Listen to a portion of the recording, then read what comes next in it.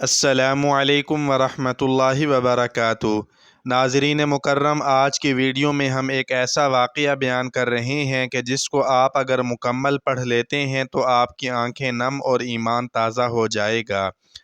لڑکیاں سب سے بے نیاز اپنی اداؤں سے سب کو گھائل کرتی مدرسہ عزیزیہ کے دروازے کے سامنے سے گزر رہی تھیں کہ ایک مرد قلندر کی نظر ان پر پڑ گئی۔ حضرت نے اپنے ساتھیوں سے پوچھا، یہ کون ہیں؟ ساتھیوں نے بتایا کہ حضرت یہ طوائفیں ہیں اور کسی ناچ رنگ کی محفل میں جا رہی ہیں۔ حضرت شاہ صاحب نے فرمایا کہ اچھا، یہ تو معلوم ہوا، لیکن یہ بتاؤ کہ یہ کس مذہب سے تعلق رکھتی ہیں؟ انہوں نے بتایا کہ جناب، یہ دین اسلام ہی کو بدنام کرنے والی ہیں، اپنے آپ کو مسلمان کہتی ہیں۔ شاہ صاحب نے جب یہ بات سنی تو فرمایا، مان لیا کہ بد عمل اور بد کردار ہی صحیح، لیکن کلمہ گو ہونے کے اعتبار سے ہوئیں تو ہم مسلمانوں کی بہنیں ہی، لہٰذا ہمیں انہیں نصیحت کرنی چاہیے، ممکن ہے کہ گناہ سے باز آ جائیں۔ ساتھیوں نے کہا، ان پر نصیحت کیا خاک اثر کرے گی، بلکہ ان کو نصیحت کرنے والا تو الٹا خود بدنام ہو جائے گا۔ شاہ صاحب نے فرمایا، تو پھر کیا ہوا؟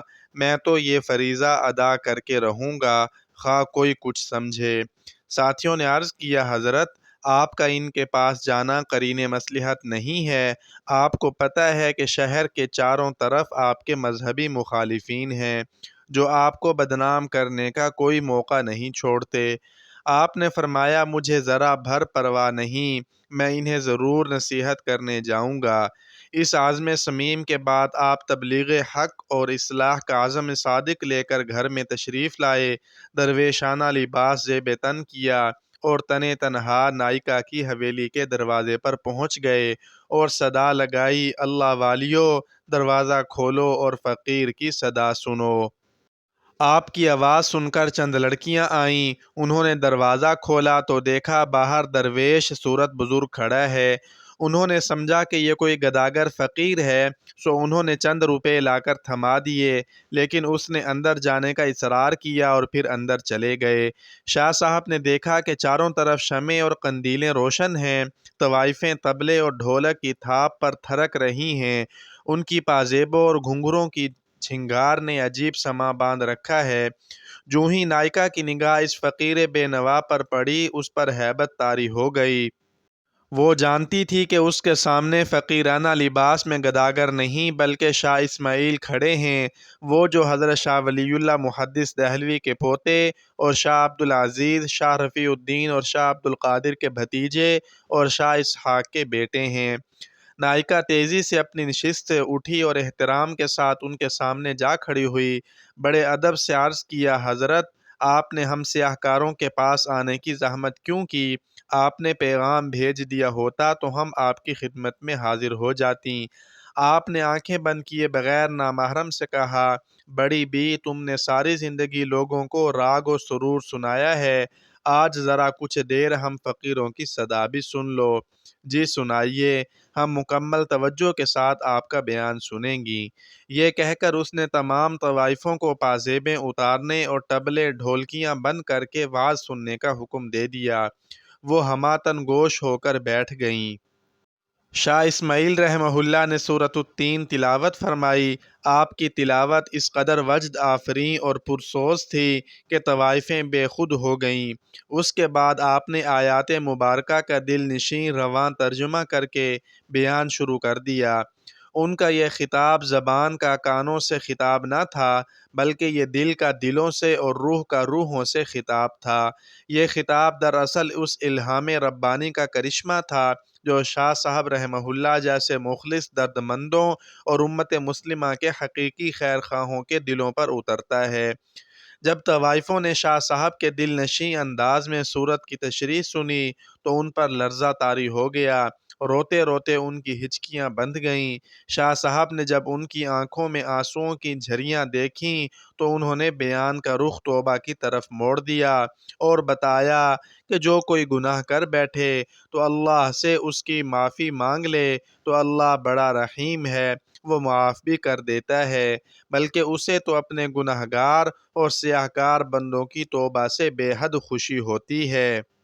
آپ نے توبہ کے اتنے فضائل بیان کیے کہ ان کی سسکیاں بند گئیں۔ کسی ذریعے سے شہر والوں کو اس واز کی خبر ہو گئی۔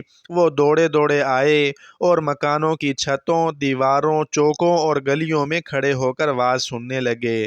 تا حد نگاہ لوگوں کے سر ہی سر نظر آنے لگے۔ شاہ صاحب نے انہیں اٹھ کر وضو کرنے اور 2 رکعت نوافل ادا کرنے کی ہدایت کی۔ واقعہ نقل کرنے والا کہتا ہے کہ جب وہ وضو کر کے قبلہ رخ کھڑی ہوئیں اور نماز کے دوران سجدوں میں گریں تو شاہ صاحب نے ایک طرف کھڑے ہو کر اللہ کے سامنے ہاتھ پھیلا دیے اور عرض کیا: اے مقلب القلوب، اے مصرف الاحوال، میں تیرے حکم کی تعمیل میں اتنا کچھ ہی کر سکتا تھا۔